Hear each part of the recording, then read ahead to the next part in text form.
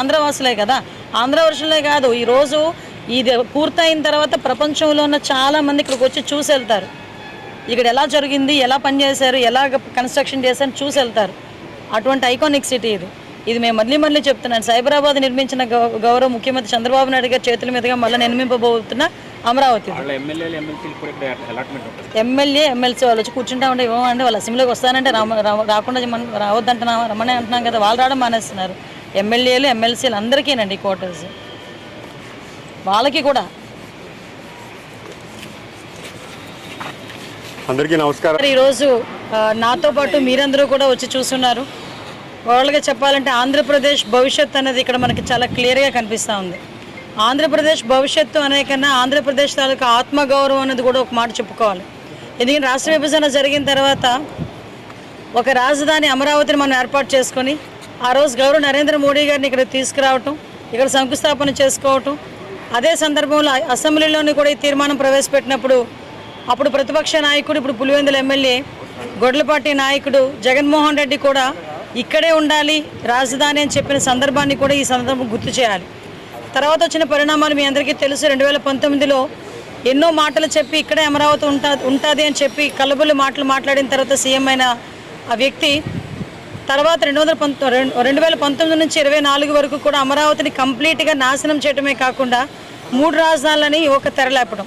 మళ్ళీ again 2024లో NDA కూటమి government మీద ప్రజలకున్న నమ్మకం, ఆ నమ్మకంతో ఈరోజు మళ్ళీ తిరిగి మేము గవర్నమెంట్ ఫామ్ చేసిన తర్వాత మళ్ళీ అమరావతిని ఏ రూపుకి తీసుకొచ్చామని చూపించడానికి ఈరోజు ఇక్కడ మేమందరం కూడా చూడటానికి మేమందరం ఈరోజు ఇక్కడ రావడం జరిగింది. ఇక్కడికి వచ్చినంత వరకు కూడా ఇంత ఎస్టాబ్లిష్మెంట్లు జరుగుతున్నాయని సంగతి తెలుసు, కానీ మేము కూడా చూడాలి అని గౌరవ మంత్రి గారు నారాయణ గారు మమ్మల్ని ఇక్కడ తీసుకురావడమే కాదు 10 మందికి మనం తెలియజెప్పాలి ఇక్కడ మనం జరుగుతున్న పరిణామాలు కానీ జరుగుతున్న అభివృద్ధి కానీ. ఎందుకు ఈ మాట చెప్తున్నామంటే ఇప్పుడే నేను మా నారాయణ గారు, మా సోదరులు కొండపల్లి శ్రీనివాస్ గారు మేమందరం కూడా వచ్చేటప్పుడు సరే మనం చూడటంతో పాటు ప్రజలు చూడాలి, ముఖ్యంగా రాబోయే తరం వాళ్ళు కూడా చూడాలి.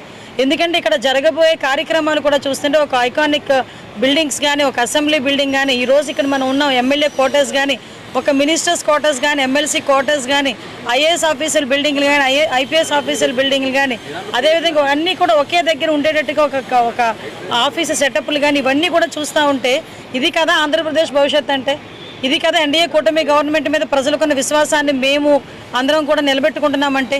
అంటే ఇలాంటి ఎస్టాబ్లిష్మెంట్ అన్నీ ఉన్న చోట తిరిగి అతను బుద్ధి లేకుండా మావిగానని పేరు చెప్పి మళ్ళీ ఇంకొక కన్ఫ్యూషన్కి తెరలేపటం.